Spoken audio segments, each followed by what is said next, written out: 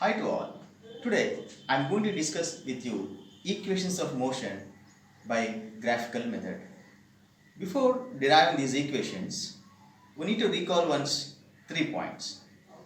Number 1.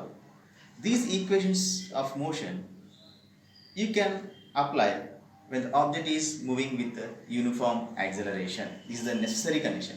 When an object is moving with a uniform acceleration, then only you can apply this, or then only you can use these equations of motion. And next, second point. Already we discussed these points, just to recall once. The slope of velocity time graph. The slope of velocity time graph gives us acceleration. The slope of velocity time graph gives us acceleration. Slope means the change in y component by the change in x component. So the slope of velocity time gives us acceleration. And third point, the area under the velocity time graph gives position or distance.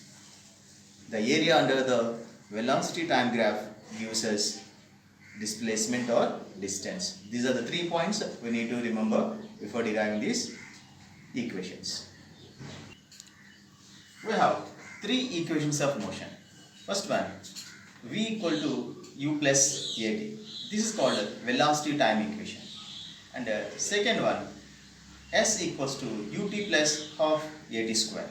This is called position time equation.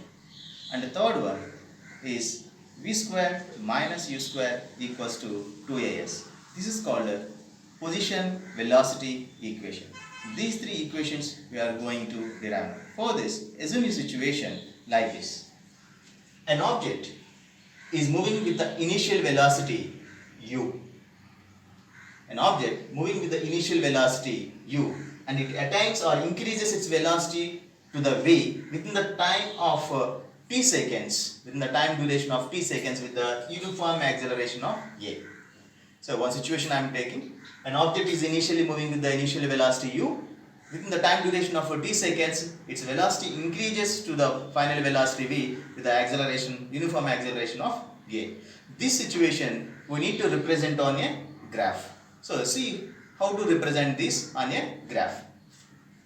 So I am taking x-axis and y-axis. This is y-axis and this is x-axis.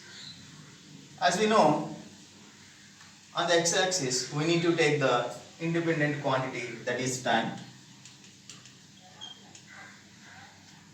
and y-axis is velocity.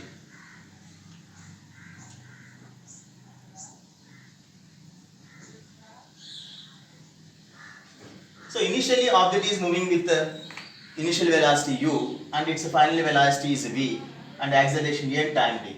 So just with one example we will habituate how to represent this on a graphical. I will give one numerical example, then we will apply this as it is in terms of variables u, v, a and t. So before that, just a practice with the numericals. I am taking for time being initial velocity I am taking as a 10 meter per second, and it attains the final velocity as a 40 meter per second within the time duration of some 5 seconds. So this information how you will represent on a graph paper. If you habituate this, then you can represent this also. Let's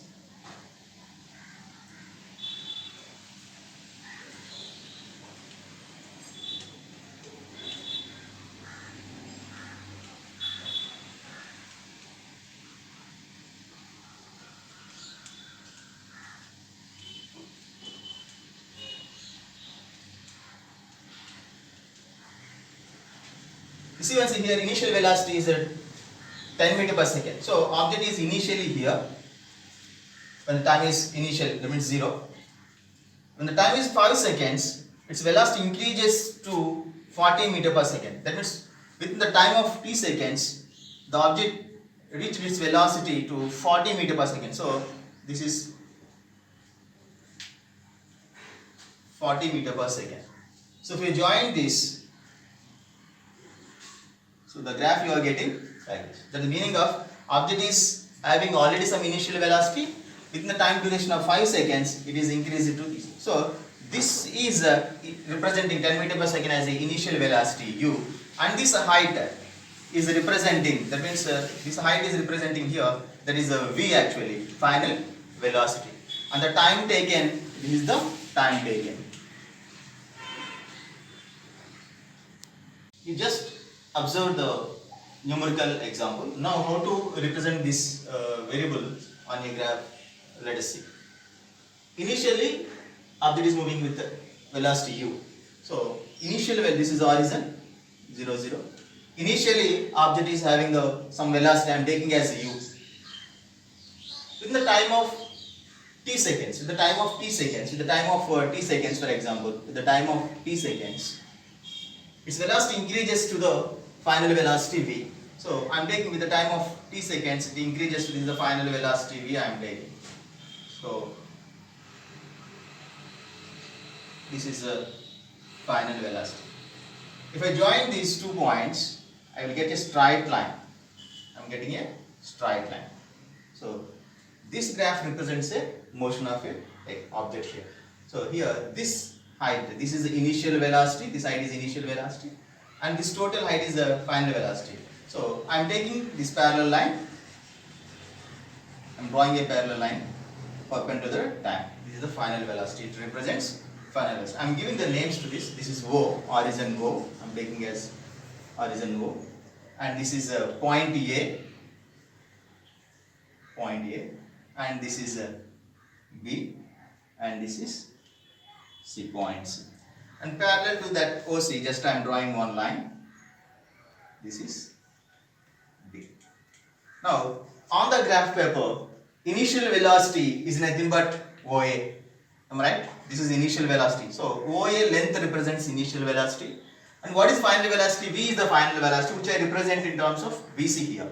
So, the length of the BC represents final velocity. So, initial velocity U is nothing, I represented U like OA, and the final velocity I represented on the graph in terms of final velocity is nothing but BC, and the time taken to this is equals to OC.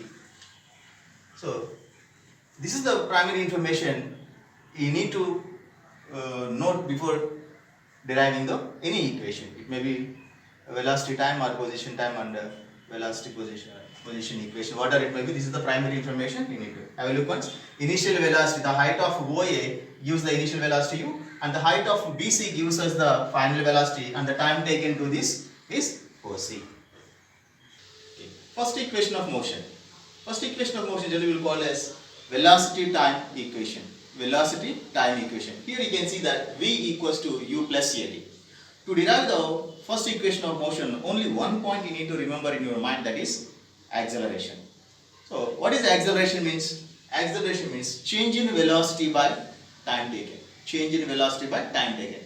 This acceleration information you need to represent by the graphical method. You see once what is change in velocity here? Have a look once on the graph. What is change in velocity? O to A distance. This is initial velocity. And B to C distance. This is a final velocity. Now change in velocity means what? Change in velocity means obviously final velocity minus initial velocity. That means this distance gives us a change in velocity. Here change in velocity is nothing but BD. Okay, what is the time taken here? Time taken is O to C distance. So represent this information here. So acceleration A is equals to change in velocity means this is the final velocity minus initial velocity, that is called the change in velocity, that is BD. BD by time taken. Time taken means how much? O to C. Now BD you can write like this.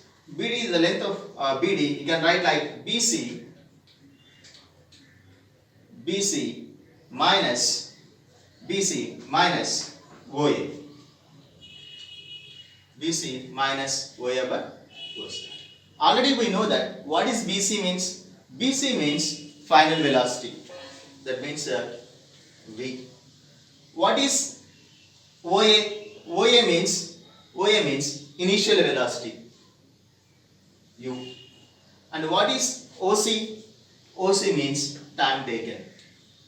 So the acceleration is equals to v minus u by t. If you rearrange this, then at is equals to v minus u, or v is equals to u plus at.